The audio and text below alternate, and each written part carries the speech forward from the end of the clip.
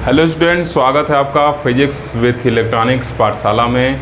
आज के इस लेक्चर में हम लोग क्लासिकल मैकेनिक्स का एक नया टॉपिक पढ़ेंगे जिसका क्या नाम होगा, जनरलाइज्ड एक्सेलरेशन। इससे पहले हम लोग जनरलाइज्ड वेलोसिटी को देख चुके हैं, तो अगर आप जनरलाइज्ड वेलोसिटी को नहीं देखे हैं और डायरेक्ट जनरलाइज्ड एक्सेलरेशन देख रहे हैं तब फिर इसको समझने में आपको दिक्कत होगा, क्योंकि जो जनरलाइज वेलोसिटी का एक्सप्रेशन था उसी एक्सप्रेशन को हम लोग इसमें यूज करेंगे और उसको यूज करते हुए हम लोग जनरलाइज एक्सेलरेशन का जो एक्सप्रेशन होगा उसको हम लोग फाइंड आउट करेंगे। इस वजह से आप पहले जनरलाइज वेलोसिटी देखिए, और मैं तो ये कहूँगा कि जितने भी लेक्चर हैं उनको सीरियल वाइज देखिए। एक सीरीज में देखेंगे तो आपको चीज़ें समझ में आएंगी कि जनरल कोऑर्डिनेट क्या है, जनरल कोऑर्डिनेट क्या है, जनरलाइज कोऑर्डिनेट क्या है, जनरलाइज डिस्प्लेसमेंट क्या है, जनरलाइज वेलोसिटी क्या है। तब जाके अगर जनरलाइज एक्सेलरेशन आप देखेंगे तो आपको काफ़ी अच्छे से समझ में आएगा और आपको आपका इंटरेस्ट जो है क्लासिकल मैकेनिक्स के प्रति वो क्या होगा और अच्छा होगा और मज़ा आएगा आपको पढ़ने में। ठीक, तो चलिए देखते हैं जनरलाइज एक्सेलरेशन क्या होगा। तो देखिए, अगर बात किया जाए एक्सेलरेशन का तो एक्सेलरेशन आप परिचित हैं। जनरल एक्सेलरेशन का अगर बात किया जाए तो आप परिचित हैं। क्या लिखते थे कि मान लीजिए अगर v क्या आपका वेलोसिटी है तो इसी का टाइम डेरिवेटिव निकाल देते थे और कहते थे कि ये हम लोग का क्या है, जनरल एक्सेलरेशन है, बस कहते थे। या इस तरह भी कह सकते हैं, इसको del V upon del T भी कह सकते हैं। चूँकि डेल वाला हम यूज करेंगे कॉन्सेप्ट, इस वजह से D V by D T न यूज करके हम del V by del T में समझा रहे हैं। अभी आगे देखिएगा यही वैल्यू हम यूज करेंगे। ठीक, डेल वाला मतलब टर्म, ये टर्म यूज करेंगे, पार्शियल डेरिवेटिव वाला। ओके, तो हम कहते थे ना कि ये जनरल एक्सेलरेशन को निकालने के लिए हम क्या कर रहे हैं, del V by del T करते रहे। इसी del V by del T को v को हम लोग क्या लिखते थे, del X by del T लिखते थे, या इसी को एक्स डॉट भी लिख सकते हैं। तो क्या लिख सकते हैं यहाँ पे, डेल बाई डेल टी, और यहाँ पे एक्स डॉट भी लिख सकते हैं।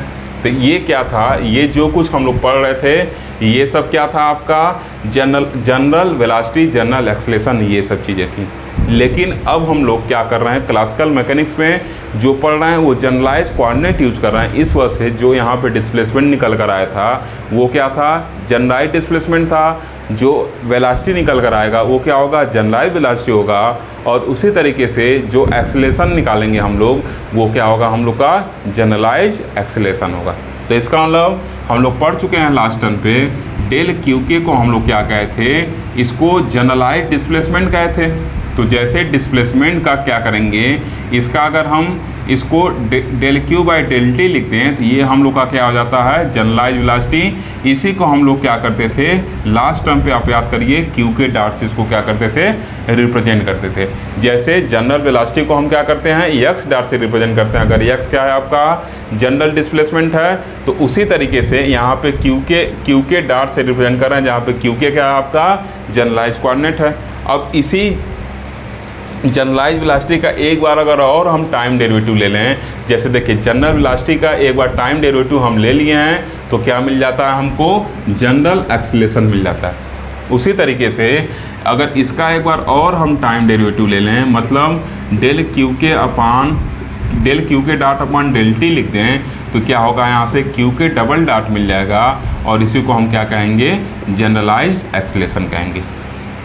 क्लियर। तो इसका मतलब जो जनरलाइज वेलोसिटी वाला एक्सप्रेशन है उसमें क्यू के डॉट हमको मिल चुका था, लास्ट टाइम पे हम लोग देखे थे। अभी फिर यहाँ पे देखेंगे उसी क्यू के डॉट वाले एक्सप्रेशन का एक बार और हम टाइम डेरिवेटिव ले लेंगे, पार्शियल डेरिवेटिव आप कह सकते हैं, ले लेंगे तो क्या होगा, हमको जनरलाइज एक्सेलरेशन मिल जाएगा। ओके, तो आइए अब हम देखते हैं कि एग्जाम में पूछेगा तो कैसे लिख के आना है। ओके, आप चीज़ों को समझ गए होंगे। क्यू के क्या है आपका, जनरलाइज कोऑर्डिनेट है, तो इसलिए क्यू के डॉट आपका जनरलाइज वेलोसिटी होगा, क्यू के डबल डॉट क्या हो जाएगा आपका, जनरलाइज एक्सेलरेशन हो जाएगा। क्लियर। तो अब लिखेंगे the generalized acceleration, the generalize acceleration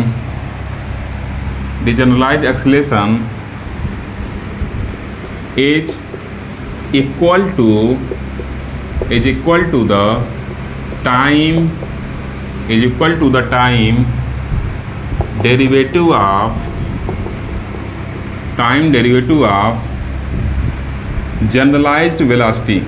अभी हम लोग देखें ना, जनरलाइज्ड वेलोसिटी का टाइम डेरिवेटिव ले रहे हैं, तो क्या हो जा रहा है, ये इसके इक्वल हो जा रहा है, is equal to the time derivative of generalized velocity. Okay, अब हम मान ले रहे हैं consider a system of n particle system consider कर रहे हैं, ठीक, n पार्टिकल्स। ओके, फिर लिख रहे हैं आगे, if vi is the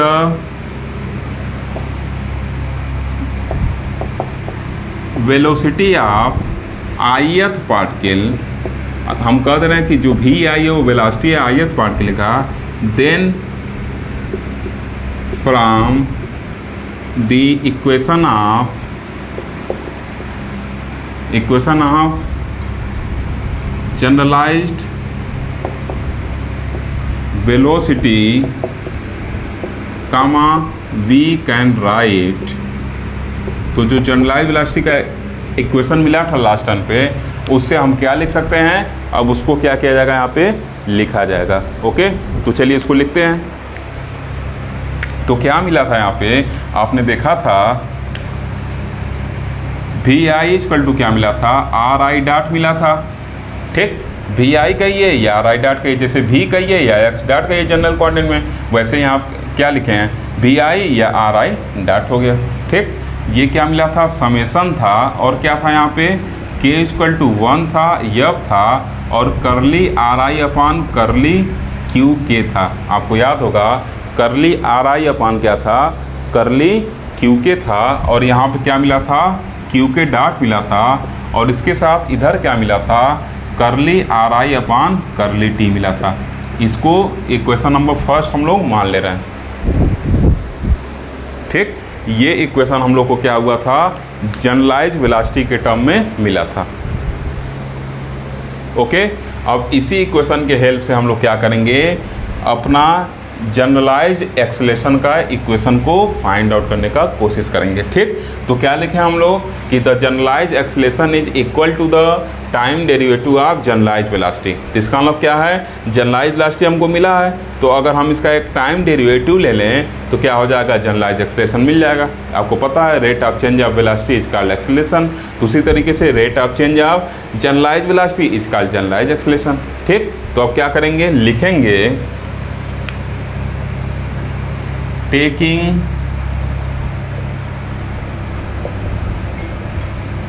derivative of above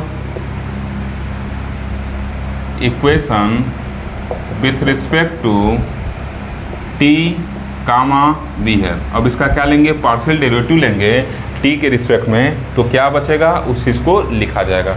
okay, तो इसको मैं इरेज कर रहा हूँ, आप साथ में नोट करते जाइएगा या स्क्रीनशॉट लेते हुए जाइएगा।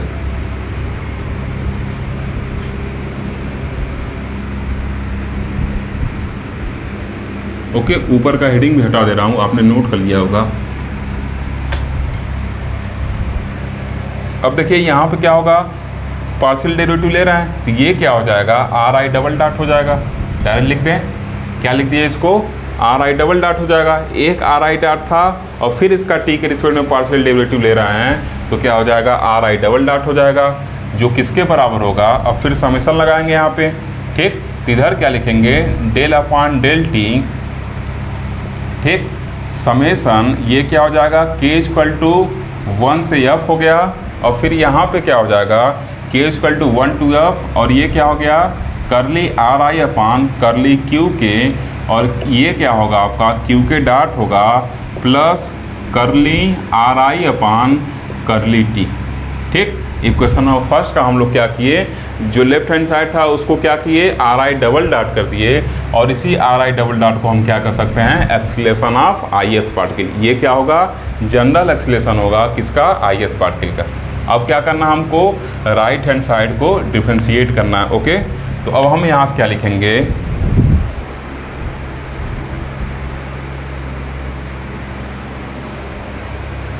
अब यहाँ से देखिए क्या लिखा जाएगा, ये आपका हो गया ए आई, ये हो गया आर आई डबल डॉट, और यहाँ से देखिए अब समेसन को बाहर निकाल रहे हैं, 1 to f लिख रहे हैं, और इस पर क्या लिख रहे हैं, डेल वाई डेल टी, और इस पर ले जा रहे हैं यहाँ पे करली आर आई अपान करली क्यू के, और क्यू के डॉट लिख दे रहे हैं, और इधर क्या कर रहे हैं, इसको इसमें लिख चले आ रहे हैं। तो ये क्या हो जाएगा, del y del t of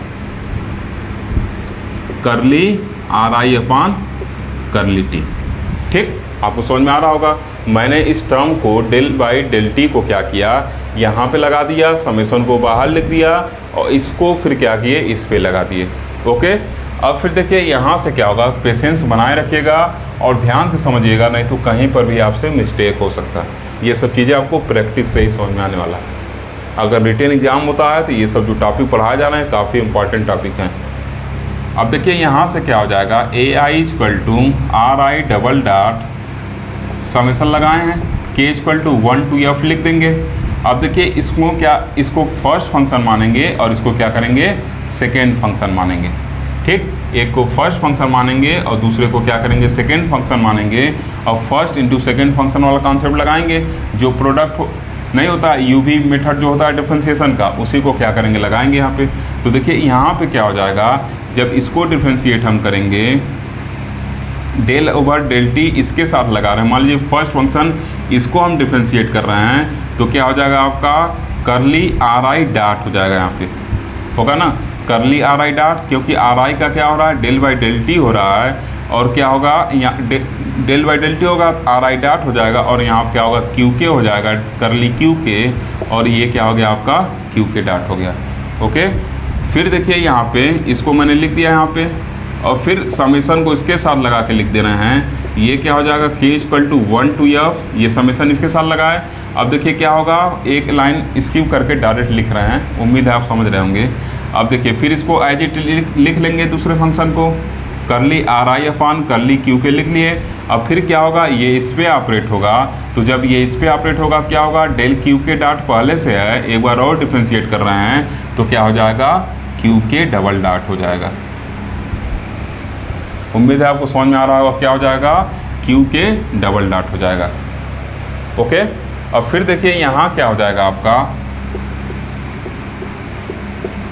ये देखिए इसको जब ऑपरेट होगा, ये डिफरेंशियल ऑपरेटर जब इस पर ऑपरेट होगा, तो यहाँ क्या हो जाएगा, curly are I upon R I dot upon curly T हो जाएगा। ठीक, आप साथ में नोट करते हुए चलिए।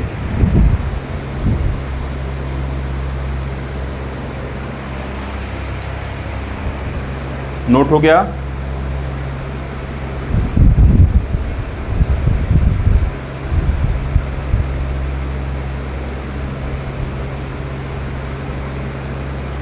ओके, अब फिर आगे हम लोग बढ़ेंगे। देखिए ठीक, नोट हो गया होगा आपका। अब फिर आगे हम बढ़ते हैं। देखिए अब क्या करेंगे, ये देखिए क्यू के dot, Q k double dot जो है, यही आपका क्या है, जनरलाइज एक्सेलेरेशन है। क्यू के डबल डॉट क्या है, जनरलाइज एक्सेलेरेशन है। तो आप चाहें तो इस इक्वेशन को यहाँ भी छोड़ सकते हैं, या आप आर आई डॉट का वैल्यू इक्वेशन नंबर फर्स्ट से, आर आई डॉट जो आपका क्या है जनरलाइज वेलोसिटी है, इसके वैल्यू को इक्वेशन नंबर फर्स्ट से इसमें पुट करके थोड़ा सा आगे और सॉल्व कर सकते हैं। ओके, तो चलिए इसको थोड़ा सा आगे हम लोग और सॉल्व करने की कोशिश करेंगे। मान ले रहे हैं इसको इक्वेशन नंबर सेकेंड। ओके, यहाँ क्या लगाए हैं, फर्स्ट फंक्शन का डिफरेंशिएशन किए हैं इनटू सेकेंड फंक्शन, और फिर क्या किए हैं, फर्स्ट फंक्शन को एज इट इज लिख लिए हैं, अब सेकेंड फंक्शन का डिफरेंशिएशन कर दिए हैं, और समेशन को अलग अलग इसके साथ क्या कर लिए हैं, ब्रैकेट में लिख लिए हैं। ओके, अब फिर देखिए यहाँ क्या हो जाएगा, लिखेंगे using equation first in equation 2 comma b है। अब क्या करेंगे, इक्वेशन फर्स्ट को इक्वेशन 2 में यूज करेंगे और देखेंगे कि हम लोग को क्या रिजल्ट मिल रहा है। तो देखिए जहाँ पे आर आई डॉट होगा, जहाँ पे आर आई डॉट होगा वहीं पे बस यूज कर पाएंगे, क्योंकि इसमें R I dot generalize velocity वाला टर्म यूज करना है। ठीक, तो क्या लिखेंगे, A I equal to R I double dot summation के इक्वल टू 1 से एफ हो गया ये। अब देखिए यहाँ पे डेल ओवर डेल क्यू के है। ठीक, अब इस आर आई डॉट के जगह हम क्या करेंगे, पूरा वैल्यू पुट करेंगे। एक चीज़ समझिएगा यहाँ पे, चूँकि ये जो समेसन है इसका लिमिट भी k इक्वल टू 1 से स्टार्ट हो रहा है और आर आई डॉट वाला जो है उसका भी लिमिट k इक्वल टू 1 से स्टार्ट हो रहा है। इस वजह से दोनों का लिमिट सेम हो जा रहा है समेसन का, इसलिए मैं इस लिमिट को चेंज करूँगा, यहाँ पे j इक्वल टू 1 लिख दे रहा हूँ, ठीक, ताकि पता चले कौन किसका लिमिट है। बात समझ में आ रहा है? दोनों लिमिट सेम यूज नहीं कर सकते हैं, इस वजह से क्या कर रहे हैं, यहाँ जो k इक्वल टू 1 है उसको j लिख दे रहे हैं, मतलब j इक्वल टू 1 कर दे रहे हैं। तो k की जगह j रखेंगे तो यहाँ भी j आएगा और यहाँ भी j आएगा, बस समेसन सेम ना हो इस वजह से ऐसा आप कर रहे हैं। आप चाहें तो इस k की जगह आप j हम यूज कर रहे हैं, आप चाहें तो कैपिटल की यूज कर सकते हैं, p यूज कर सकते हैं, मतलब जो आपको मन करे वो वैल्यू आप यहाँ पे यूज कर सकते हैं। ओके, तो अब यहाँ क्या करेंगे, आर आई का वैल्यू यूज करेंगे, तो आर आई डॉट का वैल्यू यूज करेंगे। तो आर आई डॉट का वैल्यू देखिए यहाँ पे क्या है, ये देखिए ये वैल्यू क्या होगा, यूज करेंगे यहाँ पे। तो आर आई डॉट ये क्या हो जाएगा आपका, समेसन j इक्वल टू, ठीक, j यूज कर रहे हैं यहाँ पे, j इक्वल टू 1 से f, ये क्या हो जाएगा आपका, करली आर आई अपान करली क्यू जे हो जाएगा, ठीक, क्योंकि यहाँ जब जे यूज किए तो यहाँ भी जे यूज करना पड़ेगा, और ये क्या हो जाएगा आपका क्यू जे डॉट हो जाएगा, ठीक, ये क्या हो जाएगा आपका क्यू जे डॉट हो जाएगा। प्लस अब इसको क्या लिखेंगे, एज इट इज लिख लेंगे, क्योंकि इसमें तो कहीं के है नहीं कि उसको जे बनाना है, इसको हम क्या कर लिए, लिख लिए।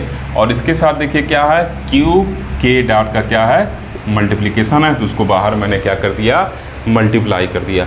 ओके, तो देखिए क्या किए हैं, दोनों लिमिट सेम ना हो, इसलिए यहाँ k इक्वल टू 1 को j इक्वल टू 1 में इंटरचेंज कर लिए, तो जहाँ जहाँ k है वहाँ j बनाना पड़ेगा। क्लियर है? और इसके साथ वाला जो QK था उसको एज इट इज मैंने लिख लिया। अब सेकेंड टर्म में कोई आर आई डॉट है नहीं, तो उसको एज इट इज हम यहाँ पे लिख लेंगे। तो सेकेंड टर्म को क्या करेंगे, जैसा ऊपर है वैसा नीचे क्या करेंगे, लिख लेंगे,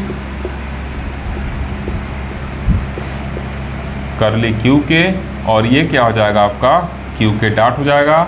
और फिर क्या कर रहे हैं, आर आई डॉट की जगह अब हम क्या करेंगे, यूज करेंगे किसको, इक्वेशन नंबर फर्स्ट को यूज करना, ठीक। तो यहाँ पे यूज कर रहे हैं। तो अब फिर देखिए, चूंकि एक बार हम समेसन इसका चेंज कर दिए हैं, j इक्वल टू 1 किए हैं, तो इसमें आर आई डॉट की जगह भी जो यूज करेंगे वो j इक्वल टू 1 वाला समेसन यूज करेंगे, और जहाँ जहाँ k है वहाँ वहाँ क्या करेंगे, j लिखेंगे, ठीक, क्योंकि उसको चेंज कर कर हम यहाँ पे यूज कर चुके हैं। ओके, तो अब यहाँ क्या हो जाएगा आपका, करली ओवर करली टी, और यहाँ क्या हो जाएगा, आर आई डॉट की जगह क्या यूज करेंगे, ये टर्म यूज करेंगे। तो ये पूरा टर्म्स आप लिख सकते हैं, क्योंकि इसको चेंज करके जिस फॉर्म लिखना उसमें हम लोग इसको लिखे हुए हैं ऑलरेडी इस आर आई डॉट की जगह, ठीक। तो क्या लिख देंगे, समेसन j इक्वल टू 1 से अब क्या हो जाएगा, curly are I over curly Q J, और इधर क्या हो जाएगा आपका क्यू जे डॉट प्लस क्या हो जाएगा, करली आर आई ओवर करली टी, ठीक। अब ये क्यू के डॉट नहीं रहेगा, क्योंकि यहाँ क्यू के डॉट था इसलिए लिखे थे, यहाँ कोई डॉट नहीं है, इस वजह से इसको एज इट इज लिख लिया हम लोग, ठीक। अब मैं इसको इरेज कर दे रहा हूँ, नहीं तो आप कंफ्यूज होंगे। क्यों लिमिट चेंज किए, क्योंकि सेम लिमिट पहले से एक हमारे पास था, इस वजह से उस लिमिट को हम क्या कर दिए, हटा दिए। ओके, अब देखिए इसको फिर आगे अगर सिंप्लीफाई करने की कोशिश करें तो क्या होगा, ये इस पर जाकर अप्लाई होगा, ठीक। तो चलिए इसको आगे सिंप्लीफाई करते हैं। उम्मीद कर रहे हैं कि आप मैथ के स्टूडेंट हैं, इसको समझ रहे होंगे, और PSC थर्ड ईयर का फिजिक्स है तो उसमें मैथ तो आपको अच्छा खासा यूज होगा। अब देखिए क्या कर रहे हैं, समेसन को लिख रहे हैं k इक्वल टू 1 से f, और फिर समेसन लिख रहे हैं j इक्वल टू 1 से f। एक बार ये समेसन लिख लिए, एक बार ये समेसन, इसको आप क्या कर रहे हैं, अंदर ले चलना है, ठीक। तो जब अंदर जाएगा देखिए क्या हो जाएगा, यहाँ पे करली टू आर आई अपान क्या हो जाएगा, करली क्यू जे और करली क्यू के, क्यू जे यहाँ पे और क्यू के यहाँ पे, और फिर क्या हो जाएगा आपका क्यू जे डॉट। क्लियर है? और फिर ये क्यू जे डॉट क्या कर रहे हैं, इसके साथ क्यू के डॉट को मल्टीप्लाई कर दे रहे हैं, क्या हो जाएगा क्यू के डॉट। मतलब अभी बस ये फर्स्ट फंक्शन इस पे लागू हुआ है और इसको इसके साथ मल्टीप्लाई कर दिए। सिंप्लीफाई कर रहे हैं तो ब्रैकेट को ओपन करने की कोशिश किए हैं, तो इस वजह से इसको इसके साथ मल्टीप्लाई कर दिए हैं, ठीक। फिर देखिए क्या होगा, अब ये इस पे भी लागू होगा, ठीक, इस पर भी लागू करेंगे इसको। तो यहाँ क्या हो जाएगा, समेसन के इक्वल टू 1 से एफ, के इक्वल टू 1 से एफ, ठीक। और फिर क्या होगा, के इक्वल टू 1 से एफ हुआ। अब ये क्या होगा, इस पर लागू होगा करली to R I upon curly T, और क्या हो जाएगा करली क्यू के, और ये क्या हो जाएगा क्यू के डॉट, इसके साथ क्या होगा मल्टीप्लाई हो जाएगा। ओके, फिर देखिए क्या होगा, इस वाले टर्म में कोई छेड़खानी करने की जरूरत नहीं है क्योंकि ऑलरेडी सिंप्लीफाइड फॉर्म में है, तो इसको ऑलरेडी उसी तरीके से जैसे मौजूद है लिख देंगे। क्या हो जाएगा के इक्वल टू 1 से एफ, और ये क्या हो गया आपका करली आर आई अपान करली क्यू के, ठीक। और ये क्या हो गया आपका Q k double dot plus, अब इसको क्या करेंगे सिंप्लीफाई करेंगे, ठीक। तो क्या होगा जब इसको सिंप्लीफाई करेंगे तो जे इक्वल टू 1 से एफ। अब देखिए ये क्या हो रहा है, अंदर जा रहा है, ठीक। तो एक बार इस फंक्शन पे लगेगा और एक बार क्या होगा इस फंक्शन पे लगेगा, ठीक। दोनों फंक्शन पे क्या होगा, उसको हम क्या करेंगे दोनों फंक्शन पे अप्लाई करेंगे। ओके, आप समझ रहे होंगे। जब इसको इधर ले जाएंगे तो क्या होगा, देखिए यहाँ से जब इसको ले गए तो क्या हो गया करली टू आर आई अपान करली क्यू जे, और फिर क्या हो जाएगा करली टी हो जाएगा, और इस फंक्शन को क्या किया हम एज इट इज़ लिख लिए, क्यू जे डॉट हो गया, ठीक। देखिए इस पे लगा, अब फिर एक बार इस पे भी लगेगा क्योंकि इसके साथ मल्टीप्लाई है। तो यहाँ क्या हो जाएगा प्लस करली to R I upon curly T square. यही क्या हो गया आपका जनरलाइज एक्सलेशन का एक्सप्रेशन हो गया।